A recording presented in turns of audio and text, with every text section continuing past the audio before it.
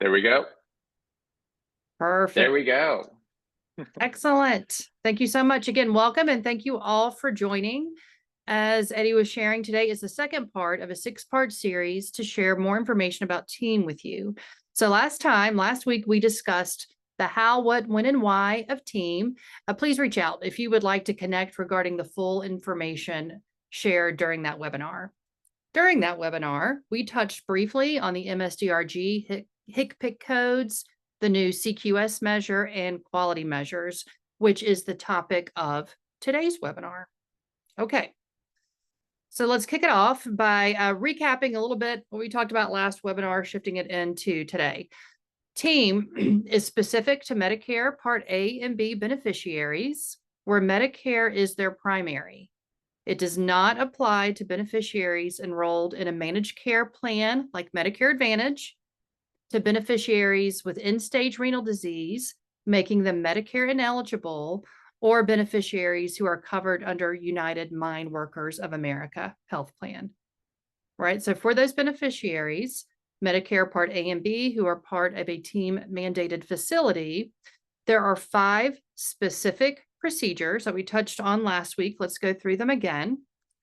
The 5 procedures: coronary artery bypass graft surgery, which does include coronary revascularization by CABG, lower extremity joint replacement, which includes hip, knee, and ankle.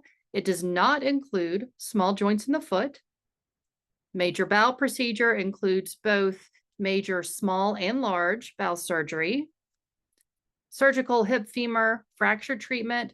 It includes hip fixation procedure in the presence of a hip fracture, both open and closed, with or without fracture reduction. It does not include joint replacement. Finally, we have spinal fusion, which includes spinal fusion for cervical, thoracic, or lumbar procedures. So out of these 5 procedures, there are 29 specific MS-DRG codes and 8 specific HCPC codes that are relevant to this. Of the 29 MS-DRGs, according to the 2025 final rule, 10 of those are new in 2025, 10 new MS-DRG codes beginning in 2025 having to do with spinal fusion. So on this slide, I just did a quick example of like, what do new codes look like? So we can see the creation of MS-DRG 429, combined anterior posterior cervical spinal fusion with major complication and comorbidity, and then MS-DRG 430, which is the same thing without MCC. All right, so just an example of 2 of the 10 that are new for 2025, super important to know for the TEAM model. So where are these specific procedures, MS-DRG codes, where are they coming from? Like why these? We touched on it a little bit last webinar, but we're going to take a deeper dive today. So TEAM is informed by 2021 PBCI Advanced and CJR model episode data. Based on that data, these procedures, as part of a full episode, represent the highest volume and highest cost surgical episodes performed in an inpatient setting. Okay. Also, these surgical procedures, based on that data, are time limited, with well-defined triggers, have clinically similar patient populations, have sufficient spending or quality variability, particularly in post-acute period, right? And that's where the data is showing there's some opportunity for improvement for participants, for patient care. So I've got an example I want to share with you based on that data. Okay. Based on that data, let's look at spinal fusion. 62,345 episodes with a total spend of $3.2 billion. Of that $3.2 billion, more than 27% was spent in the post-acute period. Comparing that to SHIFT, where there were 69,076 episodes, same total cost, about $3.2 billion, 63% of that spend was in the post-acute period. Okay, so we're looking roughly the same amount of episodes, same total spend, but different ways that money was allocated. This is super relevant for TEAM participants to understand what factors are contributing to their total episode cost. We're going to touch more on episodes in just a second, but let's keep going. Then at the end, I've got a little story that will help kind of illustrate this and tie this in together a little bit more that we'll continue using through the rest of our series. Okay. So let's move on and let's talk a little bit about composite quality score. We touched on this a little bit last time, but let's spend some more time there today. Composite quality score, the CQS, is a new measurement to TEAM and applies to TEAM beneficiaries. We're going to talk a little bit about how it's calculated. This is at high level. So CQS is calculated by taking the quality measure score. These are the categories we're going to look at on the next slide.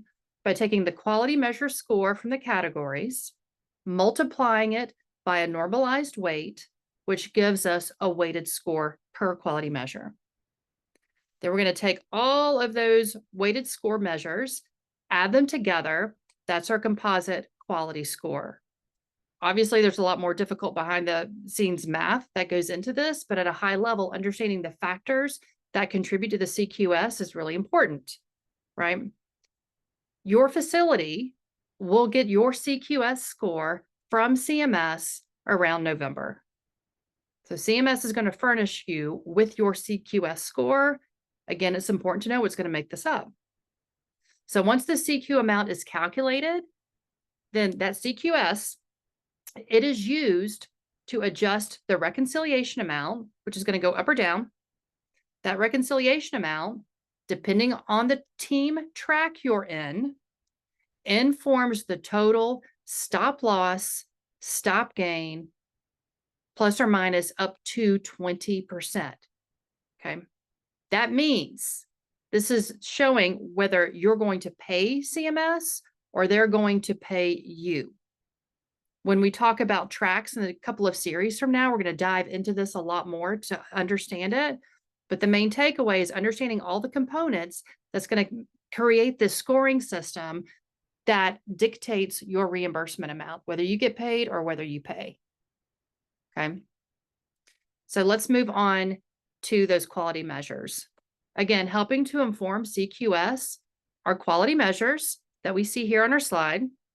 We also see that there are some new quality measures that will be required in performance year 2. Here's the thing I want to share about TEAM, right? What we're showing right now, what we're talking about is in the approved final rule in August. However, in the new proposed rule that came out April 11th, is that last week? There are proposed changes to TEAM, not finalized yet. So proposed changes to TEAM relevant to what we're talking about today in this one particular section. A proposed change is adding information transfer, PRO, PM, to quality measures. So as a reminder, that proposed new quality measure evaluates the effectiveness of a facility's communication to patients during the discharge process. Not final yet, but if it becomes final, we can move that one quality measure up to the ones that we're already seeing on the slide. Okay. Really important to understand what TEAM currently is and where it could be going. So to recap, we've talked about procedures, MS-DRGs, why these particular procedures, the CQS and quality measure scores, and we touched a little bit on episode cost. I want to dive a little bit deeper into that particular topic. Okay. We have episode duration, episode actual cost, and episode target cost. With TEAM, when a procedure or admission for one of the 5 procedures we've talked about starts at a TEAM mandated facility, a 30-day clock starts. That TEAM facility, which is also the anchor hospital, is responsible for coordinating that patient's care for the next 30 days. That means scheduling a primary, occupational therapy, skilled nursing, durable medical. That's on the anchor hospital to coordinate the care and is responsible for costs. The episode target cost includes the procedure and the wraparound services for that 30-day episode duration. Again, around November, CMS will share with you, if you're a team mandated facility, your episode target cost. Episode target cost is a facility's North Star to maximize reimbursement. As we can see here, the list of, so far, this is the list of services that could be included in an episode cost. Right? There are some nuances depending on which category, but from a high level today, this is what is in the final as being part of an episode cost. However, in the new team rule that came out April 11th, there are proposed changes that are relevant to this particular section. One of the proposed changes is to expand the 3-day skilled nursing facility rule waiver, giving patients a wider choice and access to post-acute care. So that's proposed, not final, something to be aware of. Okay, so what could make up an episode target cost? Again, target cost will be given to team participants by CMS around November, but it's important to understand the factors that could go into the creation of your episode target cost. So those factors include regional data, team participants' quality measure data, claim data over a 3-year look back. And what they're going to look at over the last 3 years, we can see here, they're going to weight participant episode spending over that 3-year. So for baseline year 3 at 50%, that's actually the most current year. So this method of weighting would mean that the most recent episode spending patterns are expected to be the most accurate predictor of a performance year spend. So most current year is 50%, then we can see year 2 and year 1 as they tier off, right? That's final rule. However, in the new proposed rule that came out April 11th, relevant to team, and the section that we're talking about right this second, episode target price on whether or not your facility has sufficient quality data. This means that if your facility does not have what CMS determines as sufficient quality data, it's proposed that your facility would be assigned a neutral quality score. That means it won't hurt you or help you into your final reimbursement rate. Right? Again, proposed. It is not final yet, but important to be aware of. Okay. So we've talked through the importance of understanding the 5 procedures, MS-DRGs, why they were chosen, importance of CQS and quality measures, and what makes up and the importance of understanding target episode cost. Okay, so here's the story I want to share. A friend of mine, this is her story when she shared it with me, and thinking of the team model, as we talked about today, and the future things we're going to talk about, was really impactful for me and helped me get a better idea of the purpose of team. So I just want to touch on this with you today. So my friend, her mother is a Spanish-speaking patient who receives Medicare. She had comorbidities and went in for MS-DRG 469, right? For hip and knee replacement. Let's just say the target price, we're making this up today, was $40K. So the patient's benefits included physical therapy and transportation to her appointments post-surgery. However, the patient nor her proxy, my friend, her adult child who lived out of state, neither one were given any kind of instructions for physical therapy, for follow-up appointments, how to navigate transportation benefits.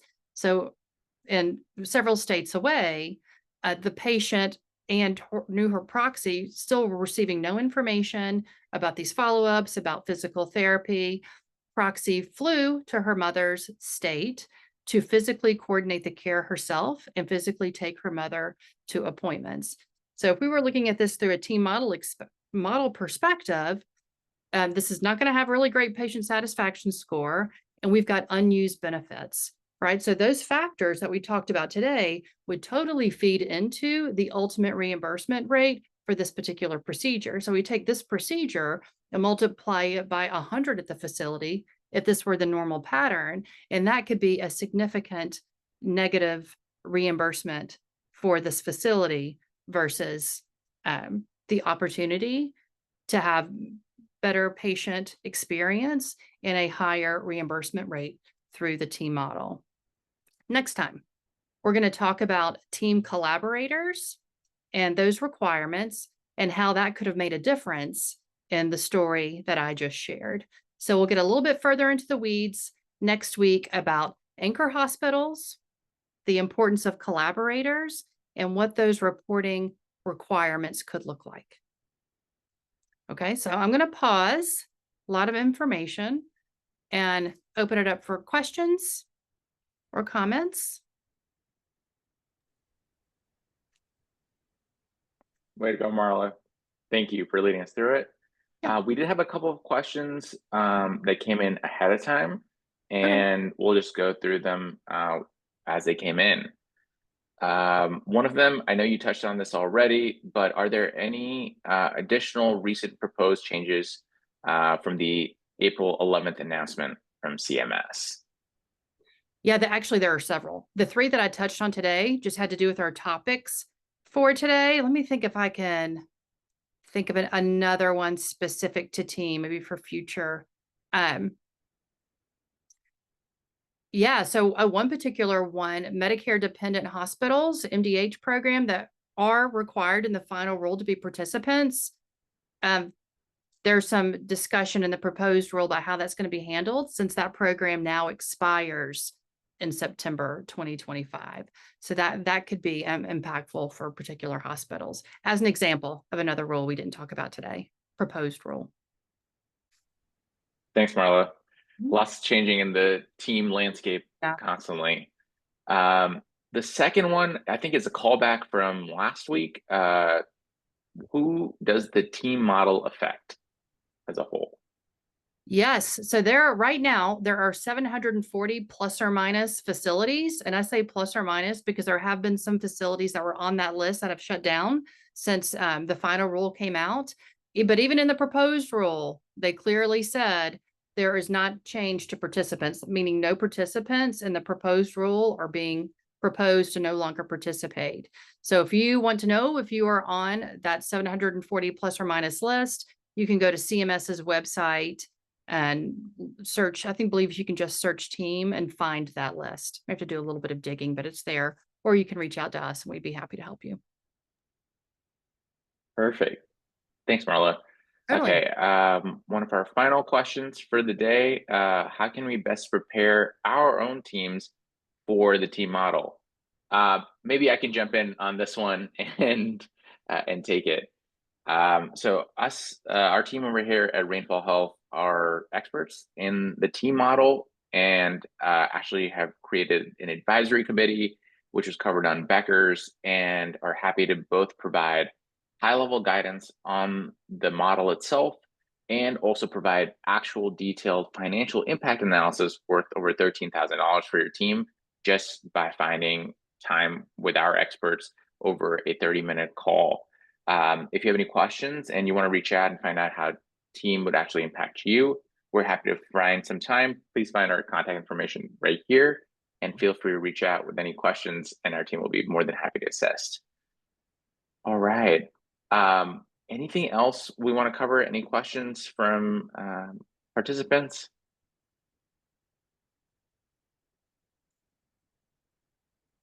Great. Thank you, Marla, for your time. And thanks, everyone. We'll see you all next week. Have a good one. Thank you. Bye.